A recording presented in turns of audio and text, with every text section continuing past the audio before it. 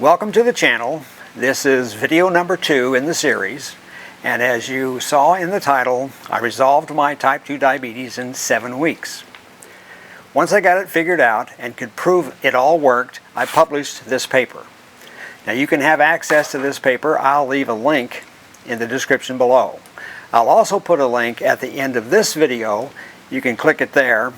You'll see that when the music starts. Today, let's talk about what I actually did to get my A1c back to manageable.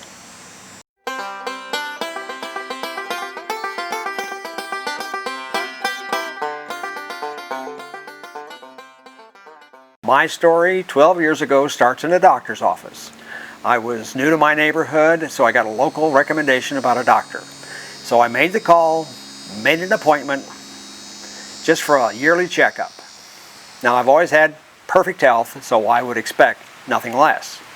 After a thorough exam and evaluation, they took my blood and sent it off to the lab. A couple of days later, I get a call from the doctor, and he informs me that my A1c, my A1c is elevated to 8.3, and now I am officially a type 2 diabetic, and I need to come back in on appointment to get some type 2 information, a prescription, and a 90-day follow-up appointment. So my first day with my new disease, I drove to the pharmacy and picked up my prescription and a blood test meter. On the way home, I stopped by the big box bookstore. We had those 12 years ago, looking for information on type 2 diabetes. I was blown away by all the titles.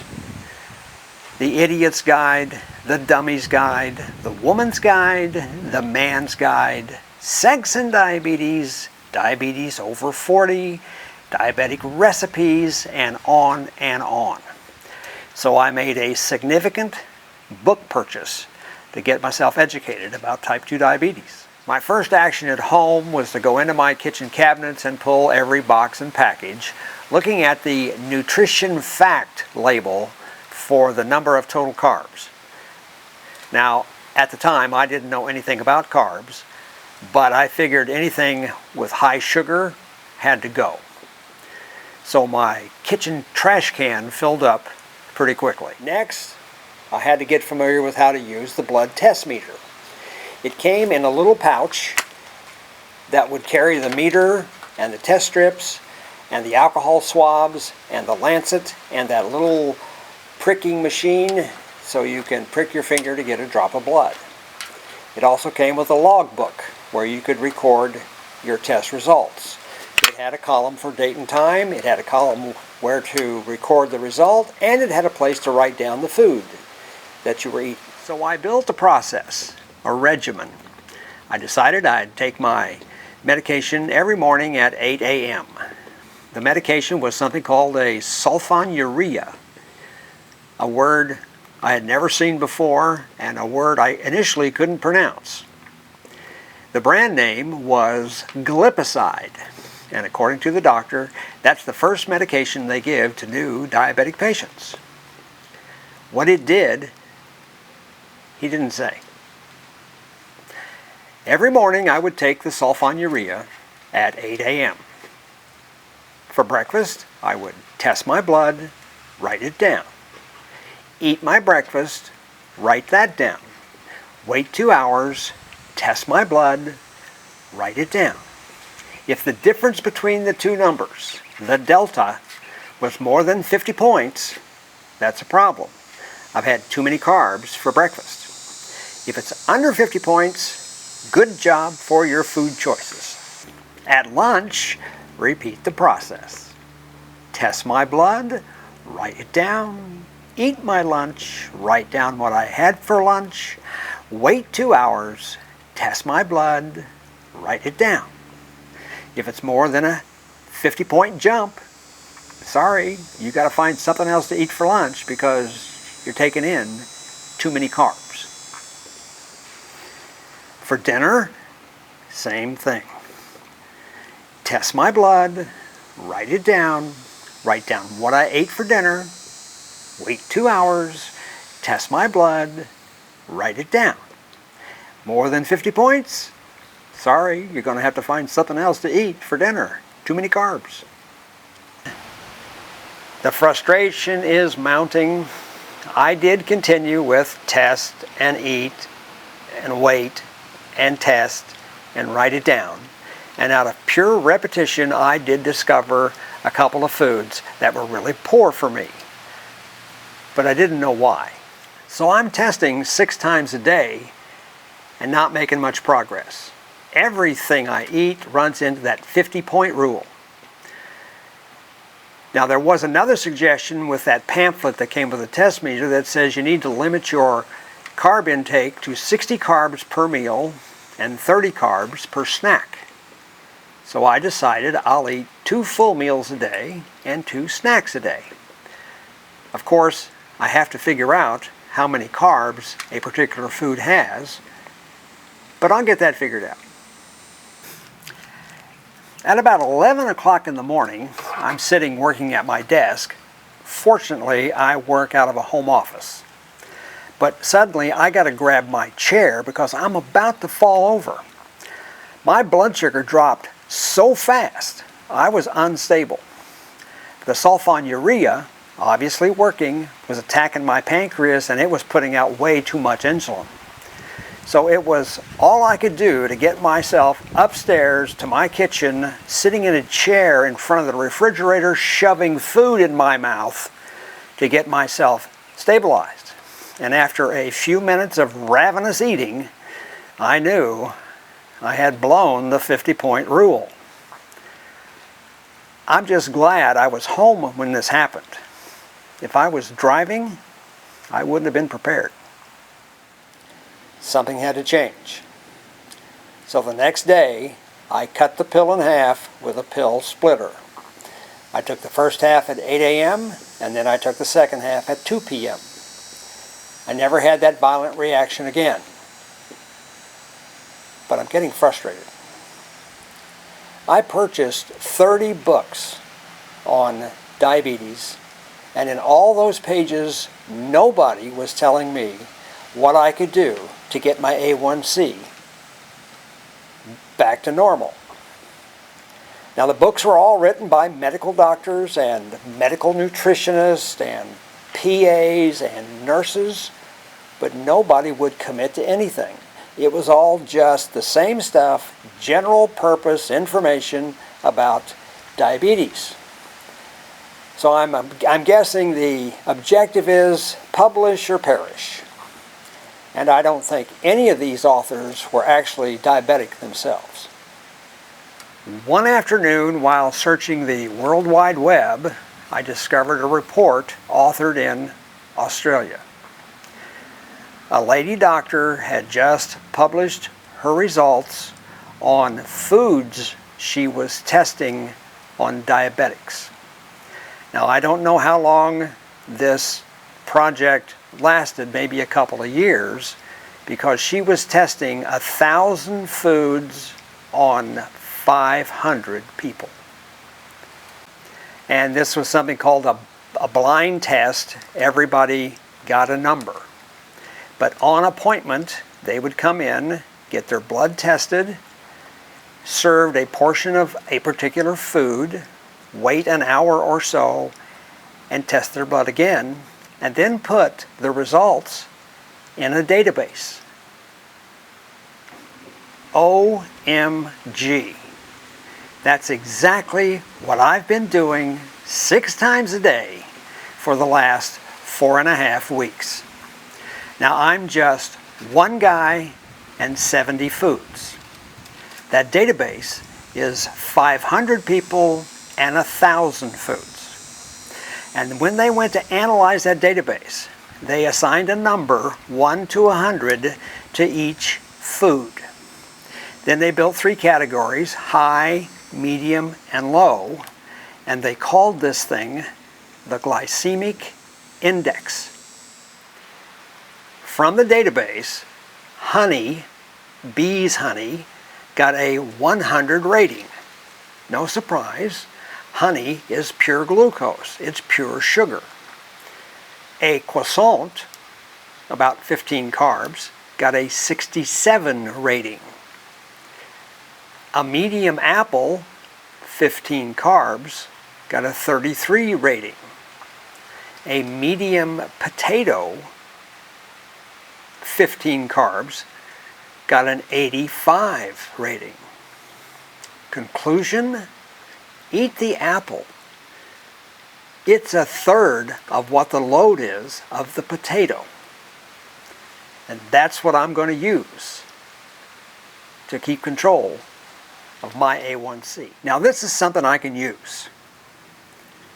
I made it my business to get a copy of that database.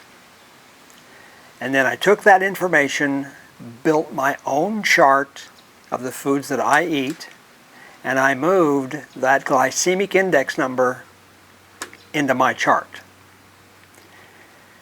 But all of the values coming out of that database were all from Australia, so it was all about grams and liters, so I had to convert everything to ounces, which I got done.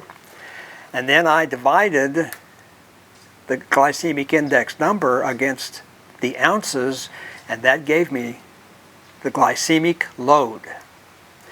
That's the thing I wanted. So now I have my chart, and it is now sorted on the glycemic load from lowest to heaviest. And that's what I use to keep track of my A1c. I call it my pancreas-friendly food chart. And it really, really works. I eat a lot of bread. I make sandwiches. I love bread. But I now know the glycemic load of each bread that I eat. I made a video back in 2010 about the breads that I eat, and I'll put a link in the description so you can go take a look at that video about bread. Spoiler alert, the bread with the lightest load index is an English muffin. And it actually makes sense, because what is an English muffin? It's full of nooks and crannies. Air. You're eating airspace. Makes perfect sense. A bagel, on the other hand, very, very heavy on the glycemic load, because a bagel is so thick, heavy, and dense that they have to cook it twice. First they boil it, then they bake it before it comes out of the oven. Now I have to say, once in a while I will have a bagel. But I know the bagel is harder on my pancreas than the English muffin.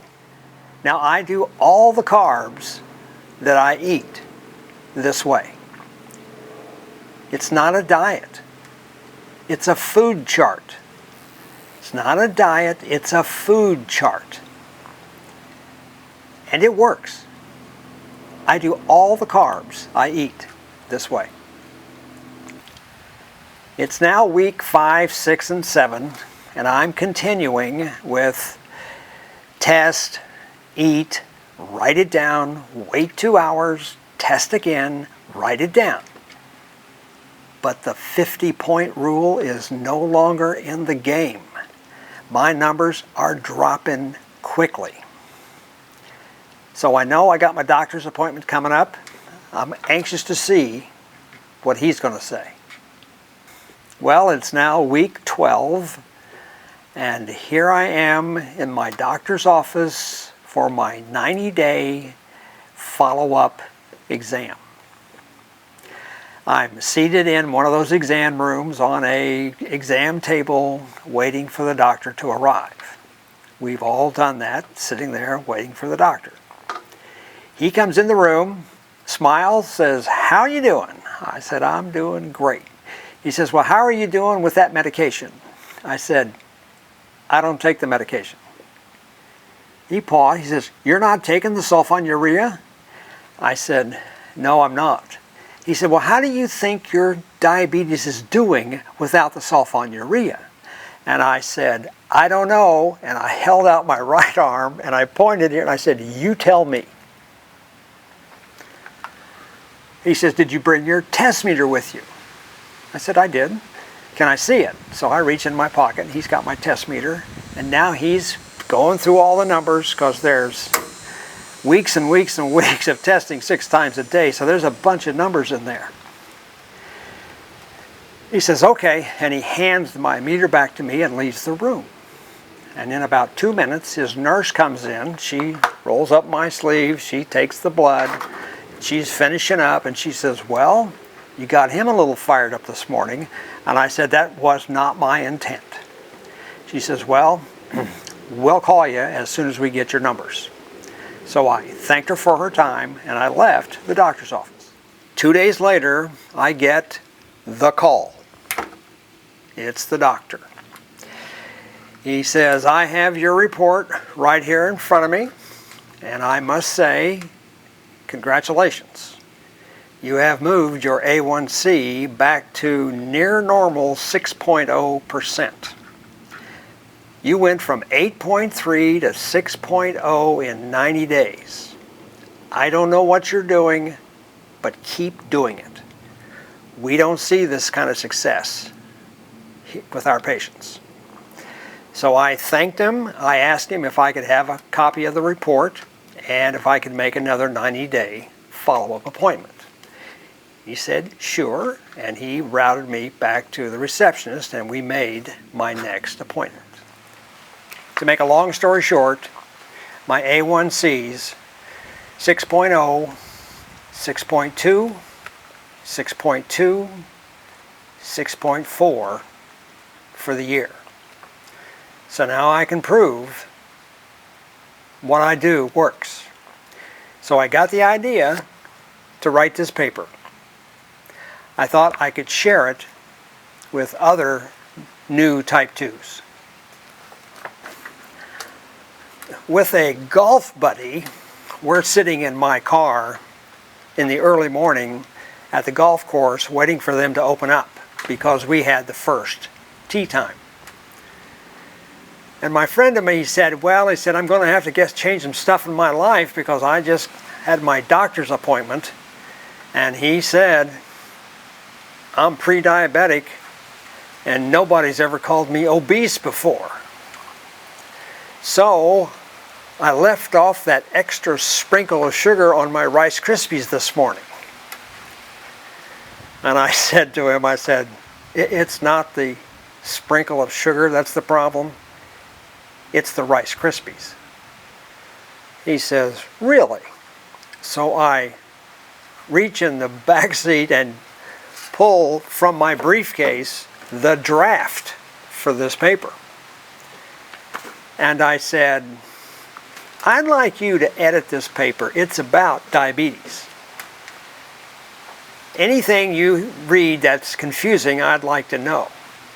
He said, sure.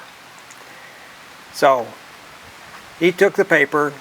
2 weeks later, he's back, and he was motivated, of course. He was thorough, and he was a lot of help. While he was editing this paper, I was building a website. I thought maybe that would be an easy way to share this information with other type 2s. What I soon discovered after I published my website was that folks 10 years ago in my age group were not tech savvy. They were perfectly happy having a flip phone. And of course, flip phones don't get access to the web.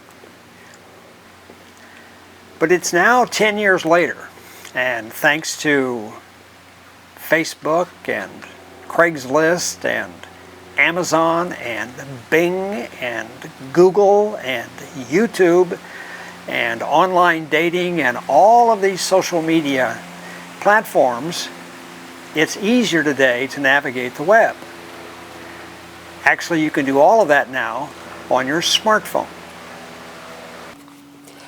Well, 10 years ago, my group, happy with the flip phone, but here we are now.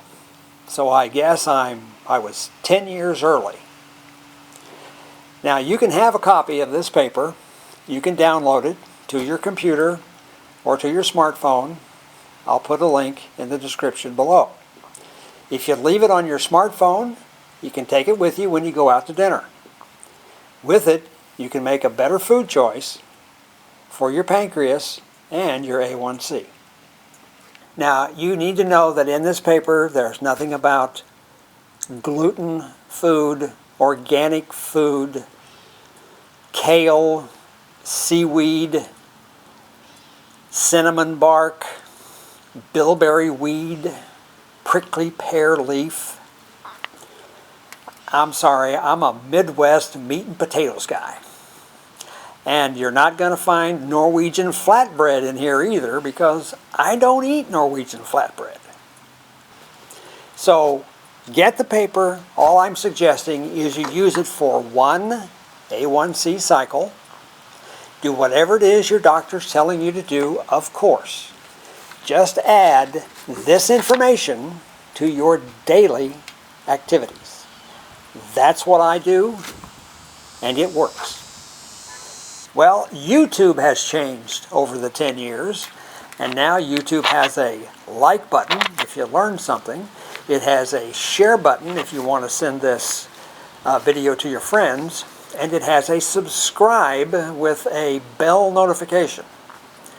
I got an email the other day from YouTube that says once you've reached 1,000 subscribers, and I didn't know how many subscribers I actually had. Turns out I have 800. So once you reach 1,000 subscribers, maybe we can chat. Well, if for no other reason, hit the subscribe, because I'm curious about what they have to say. Well, this is Dallas. Thanks for listening,